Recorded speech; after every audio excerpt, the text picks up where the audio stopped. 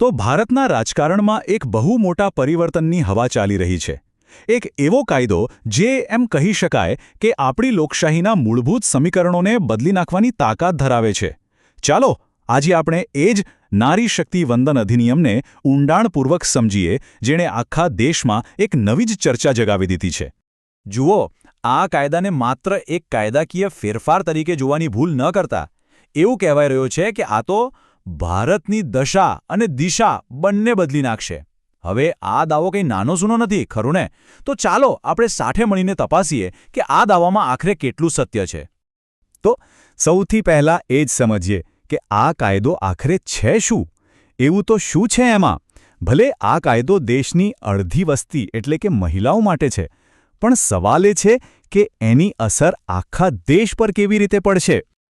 આ કાયદાને કેટલી ગંભીરતાથી લેવામાં આવી રહ્યો છે એનો અંદાજ એ વાત પરથી લગાવી શકાય કે એને ઝડપથી લાગુ કરવા માટે સંસદનું એક ખાસ સત્ર બોલાવવામાં આવ્યું. હવે સંસદનું વિશેષ સત્ર બોલાવવું એ કોઈ રોજિંદી વાત નથી. આ જ બતાવે છે કે સરકાર માટે આ પરિવર્તન કેટલું મહત્વનું છે. તો આ નારી શક્તિ વંદન અધિનિયમ એટલે શું?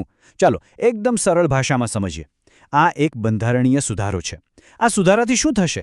એનાથી દેશની બે સૌથી શક્તિશાળી જગ્યાઓ એટલે કે લોકસભા અને રાજ્યોની વિધાનસભાઓમાં મહિલાઓ માટે ત્રીજા ભાગની બેઠકો અનામત થઈ જશે.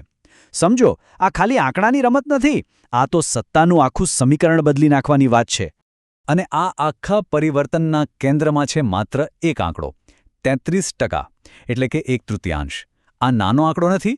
આ સંખ્યા એ વાતની ગેરંટી આપે છે કે હવે રાજકારણમાં મહિલાઓનું પ્રતિનિધિત્વ ખાલી દેખાડો નહીં હોય, પણ એકદમ વાસ્તવિક અને દમદાર હશે. સીધી વાત, હવે નિર્ણય લેતી વખતે મહિલાઓનો અવાજ સાંભળવો જ પડશે, બીજો કોઈ વિકલ્પ જ નથી. તો સવાલ એ થાય કે જ્યારે 33% બેઠકો મહિલાઓ માટે અનામત થઈ જાય, ત્યારે રાજકારણ પર એની સૌથી પહેલી અસર શું જોવા મળશે? ચલો જોઈએ કે આ એક નિર્ણય આખા રાજકારણનો ચહેરો કેવી રીતે બદલી નાખશે. શરૂઆતમાં તો ખબર છે, ઘણા લોકોને એમ જ લાગતું હતું કે આ કાયદો તો ખાલી કાગળ પર જ રહી જશે. લાગુ થતાં થતાં તો 2034 આવી જ જશે. પણ પછી જુઓ, 2023માં બિલ પાસ થયો અને 2026માં તો ખાસ સત્ર બોલાવીને એને ફાસ્ટ ટ્રેક પર મૂકી દીધું. અને હવે નવું ટાર્ગેટ શું છે? 2029ની ચૂંટણી. આ સ્પષ્ટ બતાવે છે કે આ ખાલી વાતો નથી, પણ એક મજબૂત પ્લાન છે. અને આ ફેરફાર ખાલી કાયદામાં નથી થઈ રહ્યો, આ તો લોકોની વિચારસરણીમાં પણ થઈ રહ્યો છે. સાંસદ કમલજીત સહરાવતના શબ્દો સાંભળો, કેટલા સચોટ છે. એમણે કહ્યું કે આ મહિલાઓનો હક હશે, કોઈ દયા નહીં. બસ આ એક વાક્ય આખી વાત સમજાવી દે છે. હવે રાજકારણમાં ભાગીદારી કોઈની મહેરબાની નથી, પણ મૂળભૂત અધિકાર છે. પણ એક મિનિટ, રાજકારણમાં વધુ મહિલાઓ આવે એનો મતલબ શું? શું એનાથી દેશની પોલિસી બનાવવાની રીતમાં ખરેખર કોઈ ફરક પડશે? હા, બિલકુલ પડશે. અને આ જ છે બીજી લહેર, એક નવી દ્રષ્ટિ જે નવી નીતિઓને જન્મ આપશે. ચાલો આ બધી મોટી મોટી વાતો છોડીને એકદમ પાયાની વાત પર આવીએ. સંસદમાં વધુ મહિલાઓ હોય એનાથી આપણા જેવા સામાન્ય લોકોના રોજિંદા જીવન પર શું અસર થશે? શું આપણી મુશ્કેલીઓ ઓછી થશે? આ કાયદો જમીન પર શું બદલાવ લાવશે? આનો જવાબ કદાચ પેરાલિમ્પિયન ડૉક્ટર દીપા મલિકના અનુભવમાં છે. એમણે કહ્યું, જેવી મને સ્પોર્ટ્સ ગ્રાઉન્ડમાં એક ટોયલેટ અને રેમ્પની સુવિધા મળી, હું દેશ માટે મેડલ જીતી શકી.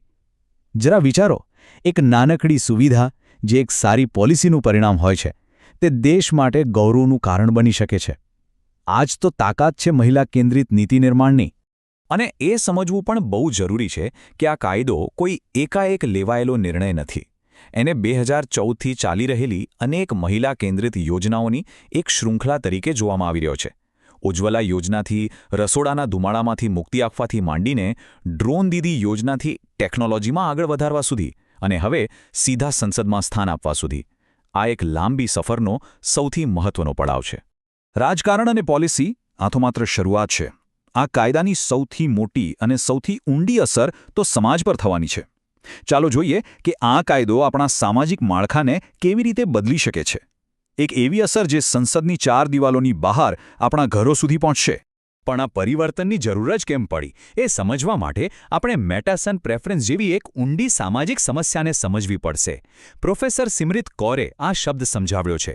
એનો સીધો મતલબ છે સમાજમાં દીકરી કરતાં દીકરાને વધુ પસંદ કરવાની માનસિકતા. આ ખાલી એક વિચાર નથી, આ લિંગ અસમાનતાના મૂળમાં રહેલી સમસ્યા છે અને આ કાયદો સીધો એ જ માનસિકતા પર પ્રહાર કરે છે. તો સવાલ એ છે કે આવા કાયદાની જરૂર શું છે? સમાજ ધીમે ધીમે બદલાઈ તો રહ્યો છે ને, પણ આંકડા કંઈક જુદું જ કહે છે. વૈશ્વિક રિપોર્ટ મુજબ જો આપણે બધું સમાજ પર છોડી દઈએ તો જાતિગત અસમાનતાને પૂરી રીતે દૂર કરતા 130 વર્ષથી પણ વધુ સમય લાગી જશે. શું આપણે એટલી લાંબી રાહ જોઈ શકીએ? બિલકુલ નહીં. આ કાયદો એ વાતનો સ્વીકાર છે કે હવે વધુ રાહ જોવાનો સમય નથી. અને એટલે જ આ કાયદાને એક જરૂરી દખલગીરી તરીકે જોવામાં આવી રહ્યો છે. આ એક એવું સાધન છે જે સમાજમાં ધીમે ધીમે આવી રહેલા બદલાવને જબરદસ્ત ગતિ આપશે. ટૂંકમાં આ રાહ જોવાની વાત નથી, પણ આગળ વધીને પરિવર્તન લાવવાની વાત છે. ઠીક છે, કાયદો તો બની ગયો, પણ શું આટલું પૂરતું છે? ના. કાયદો બનાવવો એ તો સફરનો પહેલો હિસ્સો હતો. અસલી પડકાર તો હવે શરૂ થાય છે, એને જમીન પર લાગુ કરવાનો. તો ચાલો જોઈએ કે આગળનો રસ્તો કેવો છે અને કઈ મુશ્કેલીઓ આવી શકે છે. એક મોટો ડર છે પ્રોક્સી પ્રતિનિધિત્વનો. મતલબ કે ચૂંટાઈને તો મહિલા આવે, પણ એમના વતી એમના પતિ કે પિતા રાજ કરે. અને હા, આ એક હકીકત છે, એને નકારી ન શકાય. પણ એની સામે એક નવી તસવીર પણ બની રહી છે. હવે ઉચ્ચ શિક્ષિત યુવાન મહિલાઓ જાતે સરપંચ બની રહી છે અને જમીન પર અદ્ભુત કામ કરી રહી છે. કદાચ આ જૂની સમસ્યાનો આ જ નવો ઉકેલ છે.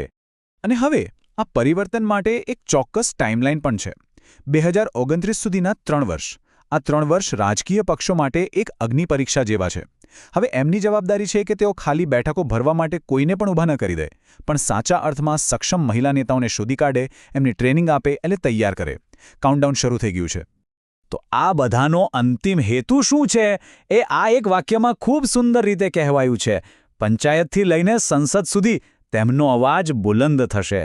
આ વાત છે શાસનના નાનામાં નાના સ્તરથી લઈને મોટામાં મોટા સ્તર સુધી દરેક જગ્યાએ બરાબરની ભાગીદારીની. તો આ આખી વાત આપણને એક બહુ મોટા અને મહત્વના સવાલ પર લાવીને ઊભા રાખે છે. જ્યારે દેશની અડધી વસ્તી એટલે કે મહિલાઓ નેતૃત્વની ભૂમિકામાં આવે ત્યારે આ દેશ કઈ દિશામાં આગળ વધશે? આનો જવાબ કદાચ આવનારો સમય જ આપશે.